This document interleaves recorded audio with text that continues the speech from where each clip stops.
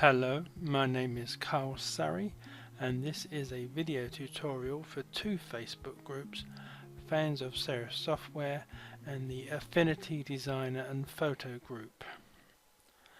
I recently made a video tutorial about using PSD files, which are Photoshop files, and the Mockup files, and adding a logo onto it. Now this was because someone requested to decipher someone else's video tutorial, and that video tutorial had no sound and no real explanation of what was going on. And in the first video that I made, I sort of made my best sort of adaptation, but I didn't quite make it the same way the person did it in the video that I was trying to adapt.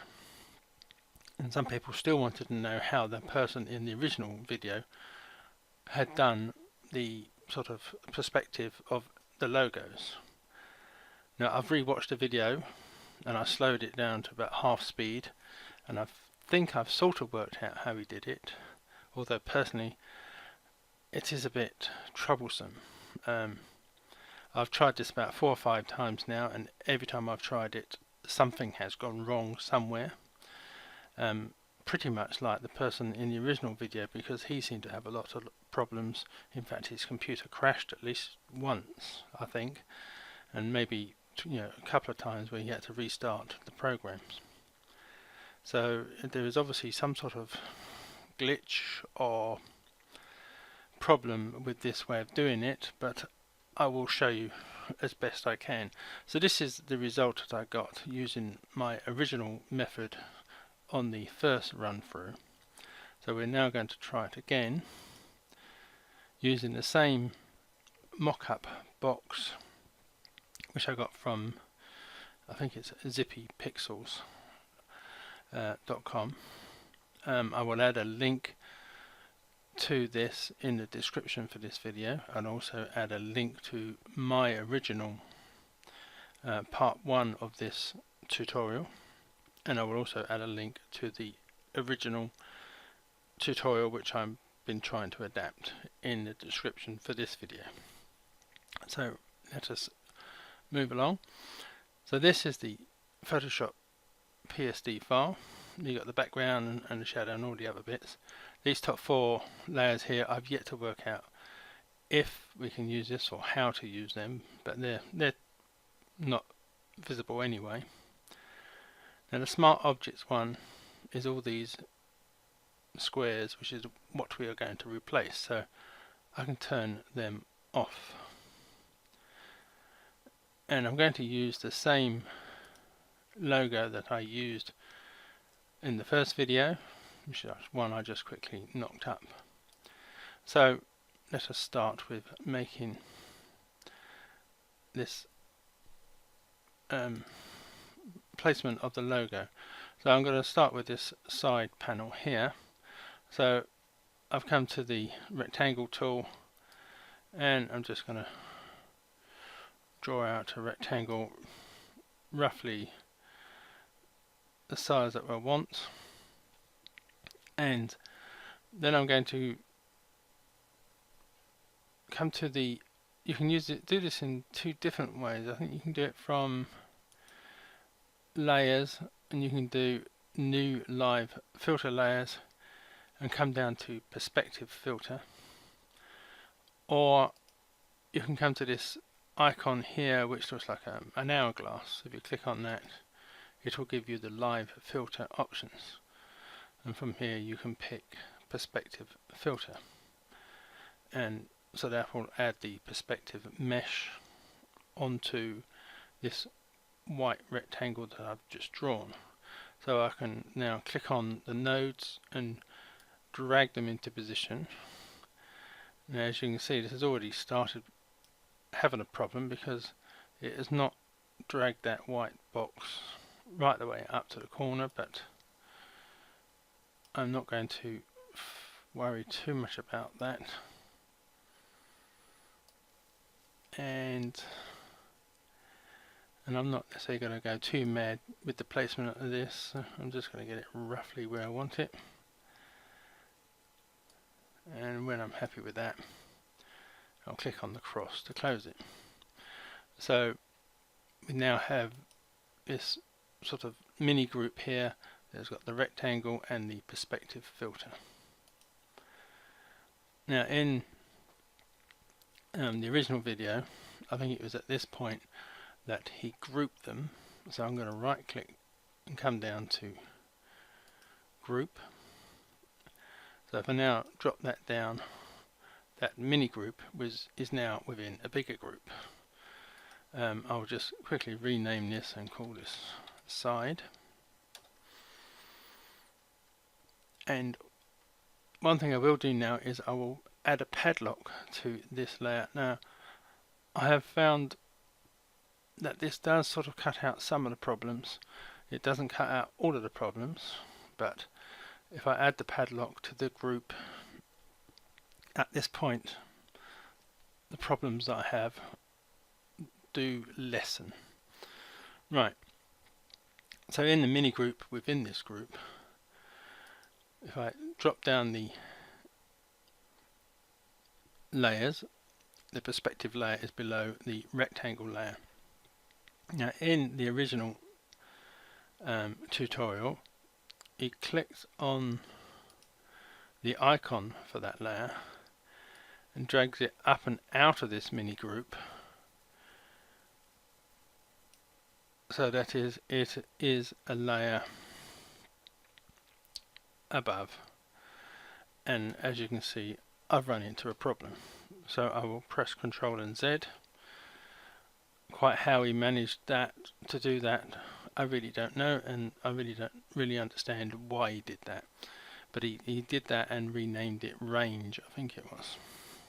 You don't really need to do that, so I would leave it within this mini group within that group.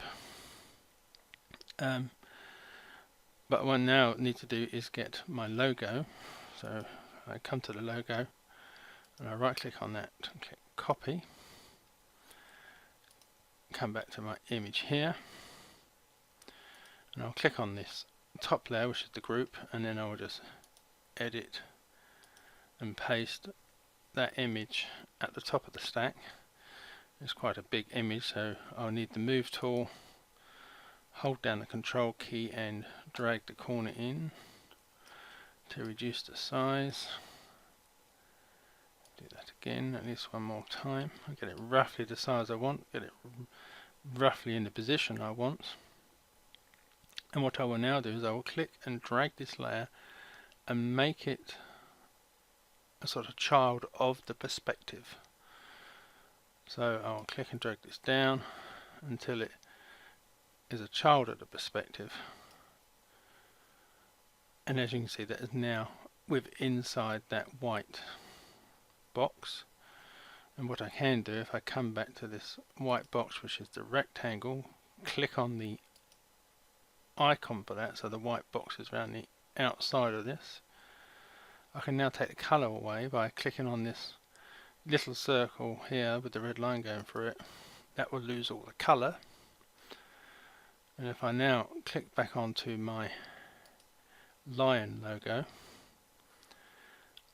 come to the move tool, which is already on, I can move this around, and as you can see, this is now in perspective along the side of the box. And you can still use the move tool in a sense of resizing. So if I hold down the control key just to keep it, I can resize that, and I can move it. If I move it up here to the top, this edge here, hopefully you can see that the logo gets smaller, and if I bring it to the front, that logo gets bigger.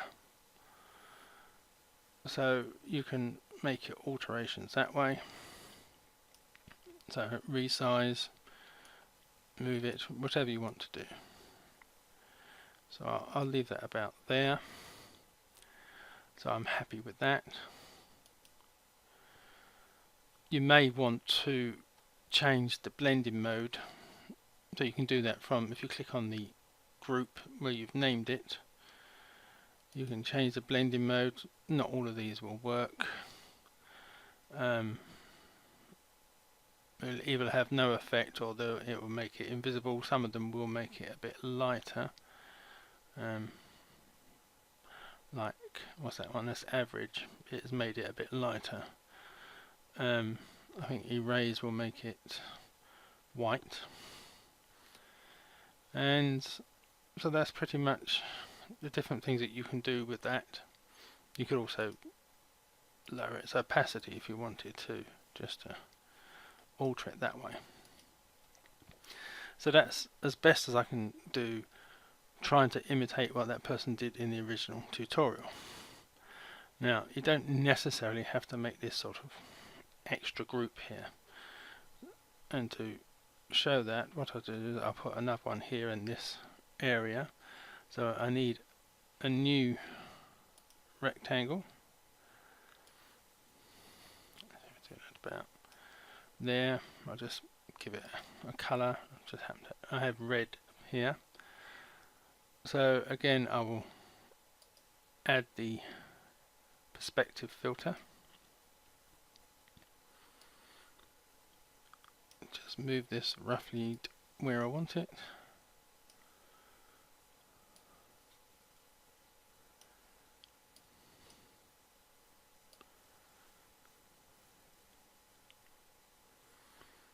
Like so. And you could rename this at this point and call that front. And again, I will add the padlock just to make sure it cuts down on some of the problems that you can have. Drop down this mini group,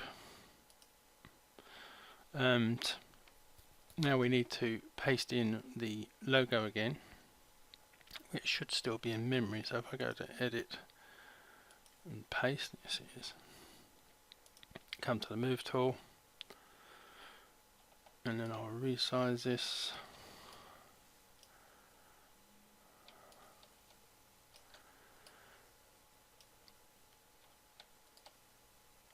Get it roughly where I want it, and then I will just click and drag this to make it a child of the perspective.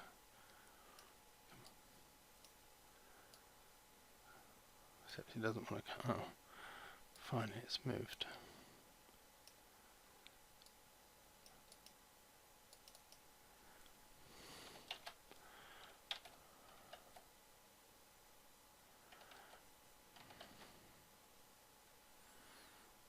Let's see. As I said, it has problems. Let me delete that and try it again.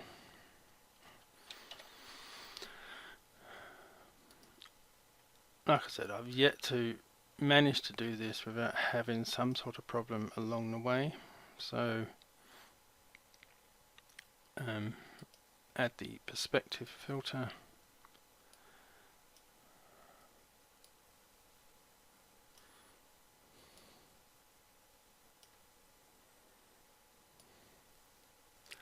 Maybe it didn't like me renaming it or something like that. I really don't understand why I keep having certain problems. And then it's not always been the same problem. But I will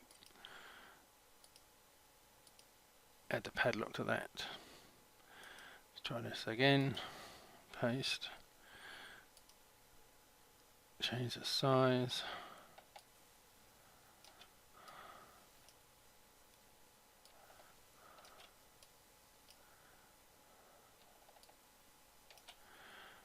And then click, hang on, let's open that up, click and drag this down, so it is a child of perspective. That's better, it's worked better this time.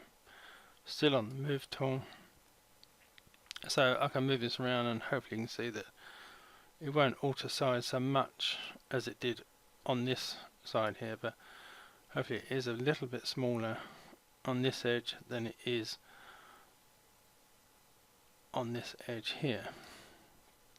Sometimes I have found that I get sort of part of the image still left on the from where I've moved it from, and I found that by just zooming in or out will get rid of that. So again, like, you can resize this up and down, move it around to wherever you want.